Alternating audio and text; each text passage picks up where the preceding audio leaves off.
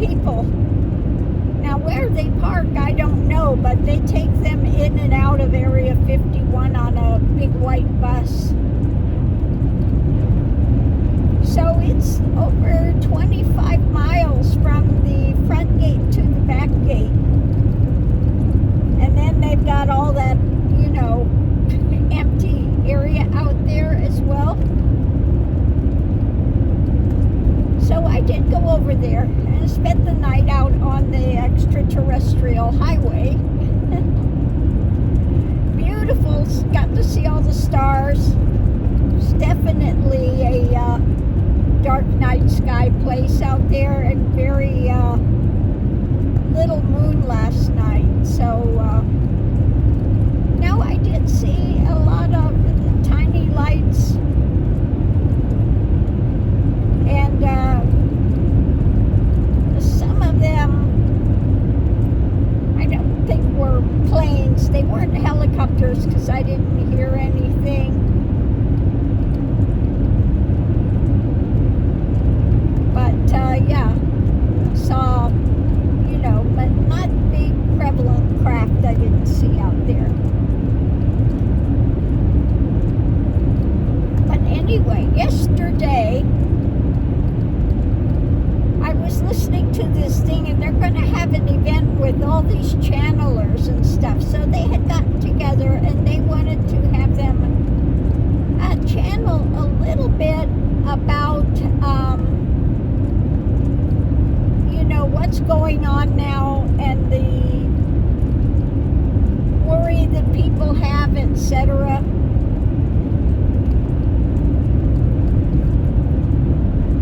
And so, yeah, the things that came through here that I had seen that I wanted to just put out for people.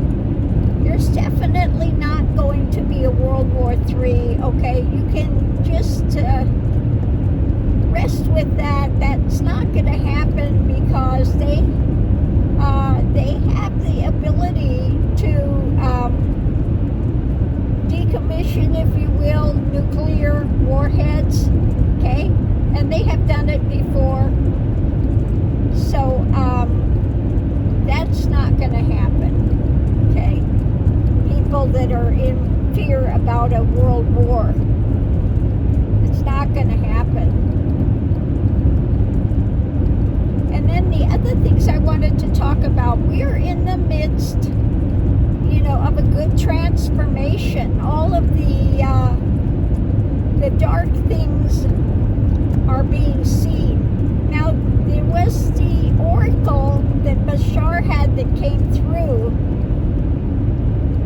and the oracle had said, let's see if I can remember, when the dark night of the soul appears, it draws forth the light within. And when the truth is known, the blind will see. Okay, that was the oracle. What the oracle said. And then Bashar said, it's up to you to figure out what it means. We're not going to explain it to you. Okay?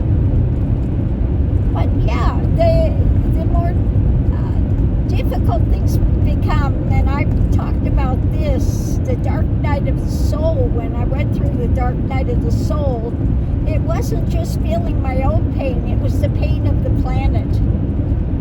And it was, I couldn't breathe. It was the most horrible pain you can imagine that had taken place. And I prayed for that to be gone. Well, it was taken away, but then it was like being a zombie. So it was better to have the pain than to have absolutely nothing. And then I'm asking for the resurrection. When's the resurrection going to come? Because it was very intense. But when you're in a lot of pain, then you start looking for the light. Okay?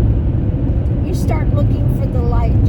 And if you come from a background, like my background, you start your search early, wanting to know, is there God? What is God? You start your search early because you have no support system with your family, etc. So you start to search young, and you'll do anything wanting to get out of that pain. Okay? And then when you come to these, you learn a lot of lessons. Like, one lesson you learn is the seeming of that dark element comes directly at you. And I'm surprised my hair didn't turn white. I was in the middle of the floor just like, oh my God. But what you find out, to fight the dark, you don't love it, you don't fight it in anger, you give it no energy. When it has nothing to feed on, that's it. It's gone. So you give it nothing to feed on. And that's the way you overcome the dark. You just keep bringing in light. Give it no fear, no trepidation. You just say, come. Do your worst. Okay? And it can do nothing at that point. When there's no fear, no anxiety about it. Okay? So that's one of the lessons that you learn. And then when you get to that end point, I've talked about this before, it's like being in the Grand Canyon in a pitch black night, and you know that big drop is there, and you're compelled to go forward anyway. So you've done everything you could do, and at that point I just said, I lay myself on the altar of truth, because you don't know if you're going to be, dead, or if you're going to be taken over and, taken over by some dark spirit. You don't know what's going to happen, and you have to totally surrender. And once that total surrender takes place, then, like I said, there was no me, no world. There was just the is, the divine is. And it has more reality than anything that one sees on this plane of existence. And it's like entering the pregnant void. Anything that ever is going to come into existence is already whole and complete. And so that expresses itself. Like I said, we go back. The divine is the light bulb. 3D realm is the light shade. The little holes poked in it, each one of those lights is one of us in an expression of the divine is. So if you follow your light back, you find what? The divine is. That's it. And each one of us are an expression of that. So we are all one. A singular entity. It's like a diamond with many facets. Each one of us is one of the facets of the whole of that diamond. And so again, that's why we have free will. How this all expresses. So what I wanted to say on that, like Bashar said, live with your whole heart, your whole excitedness, your happiness, your whole heart. Give back to the planet. Give back to others the best that you can. Okay? And things are going to be fine. Now, some of the transformations that I've seen have already taken place. We went from horse and buggy to an industrial age, and that opened up really quickly. Once that shift took place, it opened really fast. Okay? So that took place. And then the other shift I saw that I wanted to talk about specifically was in the 60s, when we wanted no war. We wanted peace. Okay? We started looking into more expressions of spirituality. So that opened up. It started breaking down the doors of discrimination and things, of seeing others as viable, etc. So that was the other big shift. And when that opened up, we kind of went sideways, though. Instead of love coming from the heart with all of this, they got kind of stuck in the lower chakra with sexualizing it. Okay, so things kind of went off. But that opened the door and planted the seeds for what's taking place now. Okay? So again, those seeds were planted, and now we are bringing that into a fruition. Now it's time to flower. We wanted flower power. Well, we planted the seeds. Okay? In the 60s, the seeds were planted. Okay? And it went a bit sideways for a time. But now's the time to bring that into expression. You know, the age of Aquarius, we're on that age now. We're on that movement into Sat Yug, coming out of Kali Yug, the dark time, into that time of transformation and great light. So those are the things that I wanted to bring it in and talk about. You know, that the channelers are coming in as well, and talking about the transformations coming. And yes, we're going to have open contact with our space brothers and sisters and things. And so that's coming. But the big transformations that are taking place, the dark is being seen. The dark is being seen for what it is. And the more pressure that is, then the more you come into that light. Now, I've also talked about this before, and I heard Bashar talk about it the other day. Finally, I heard him talk about it. And I've talked about this for years, about the yin-yang. You have that.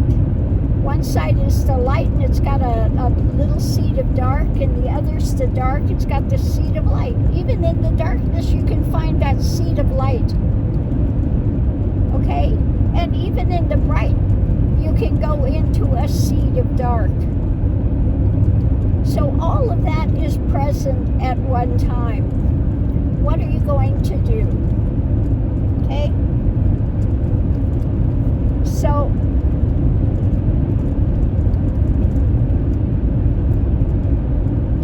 anyway, we are in the midst of a lot of transformation. There's another thing that he was talking about, the Asasani, that they live, and they live from direct consciousness. Well, it's the same thing here. I don't have a lot of facts and figures. My mind is still, I don't have any of that. Nothing of that comes in like that. Just what's known, what needs to be known is known as it needs to be known. That's it. Okay? Otherwise, I don't hear anything. You know, when people say, oh, you know, oh my God, you do that reading, and oh, you need to cleanse yourself, you need to that. No, I don't need to do any of that, because I am light. I am light. Okay? So no, I don't need to surround myself with light when I am light. Because that's denying what you are.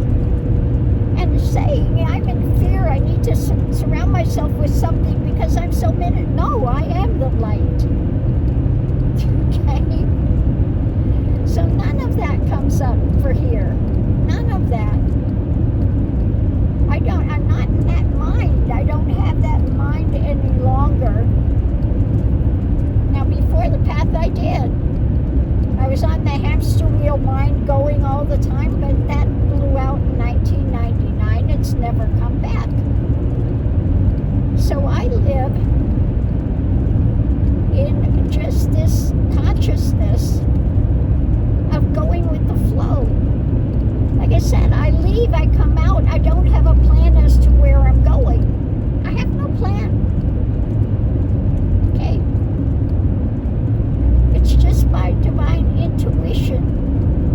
that's it. Going with the flow. And my element of time has changed 100%. The minute something is past, it's over as if it never happened. I live fully in the moment. Okay? So the way my life is lived is much different than the way it was before 1999. Before 1999, I was in the mind and in fear mode and all the, doubt and wondering and confusion and all of that happens with most people. But in 1999, all of that blew out and I entered into a totally new being. Okay? And the way I live now, the way the expression is now, is totally different. Radically different from what it was. And I think where I am now, the way that my life is now, because it's always grounded, it's always, I don't have that fear, I don't have any of that trepidation.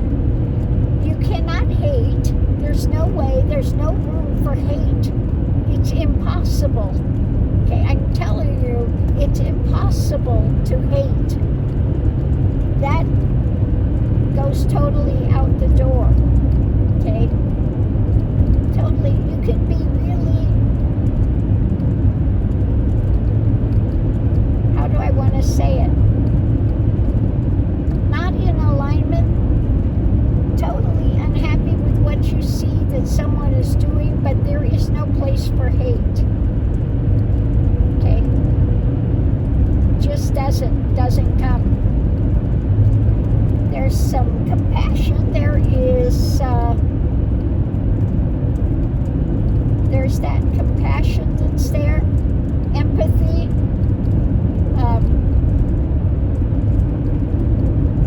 and wanting to see the best for humanity. And you know that those that are on the dark side, they will continue in the dark until they get to a place where they absolutely cannot move, and then they may seek the light. And that's another thing that oracle, what it's saying about the dark night of the soul and the light within.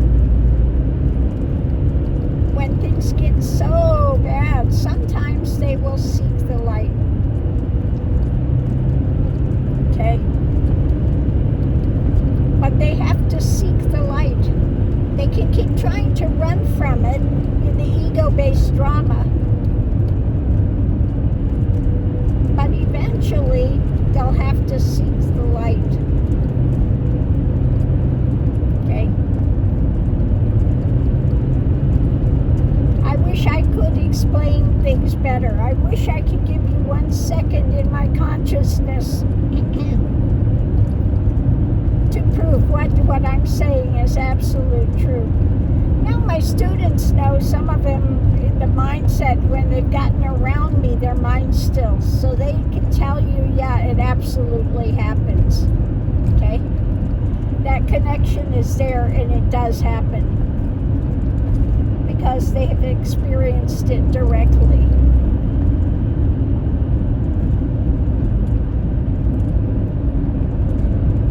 I tell you, out here, this Nevada desert, there is nothing out here. Nothing out here in this desert. Wow.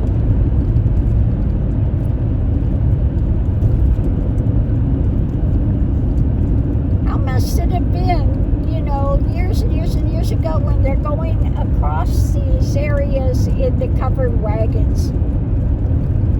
And I mean, literally, there's nothing there for days and days and days. Because even now, during this time, you're coming across out here the extraterrestrial highway and then out rest of this way out here, and there's nothing. Nothing.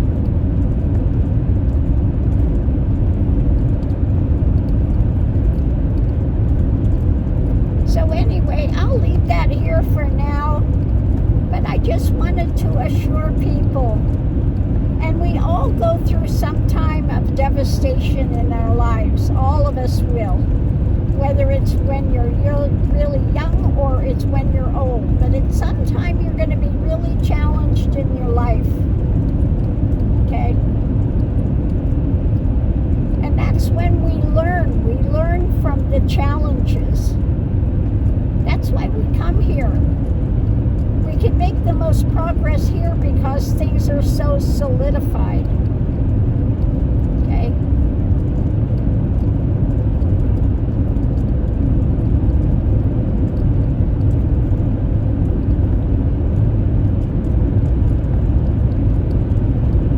So I will leave that here for now. Hopefully somebody's got something out of this.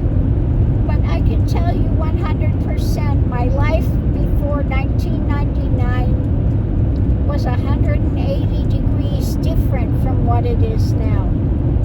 From the way that when everything transitioned.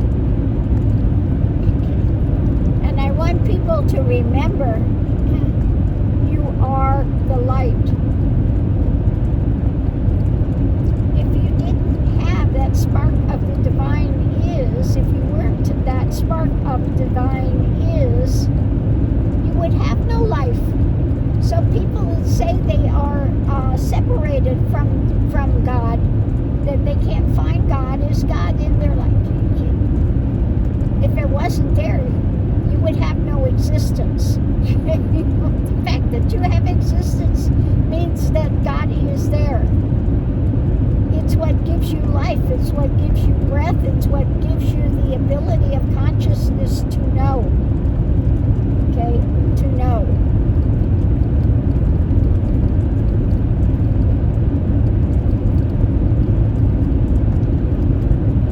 So anyway, I just wanted to bring that up, especially the thing about the transitions that we've already gone through as a planet.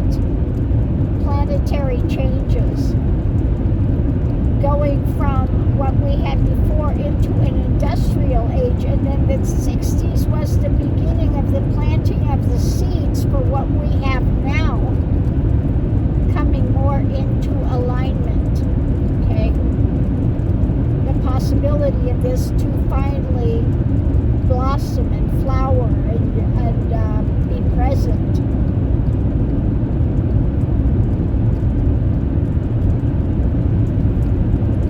So live that life now. Be that spark. Share that where you can. Share it with others. Even if it's just being a pleasantry in the morning for somebody, opening the door for them, giving them a smile. It can make a difference. Even that can make a difference. Okay?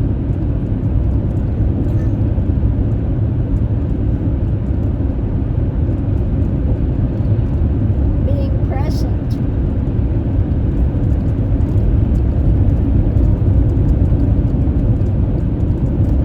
So on that note, I'm going to leave that here and try to get it uploaded sometime today, hopefully. Tonopah test range. Oh, they got a missile test range out here too.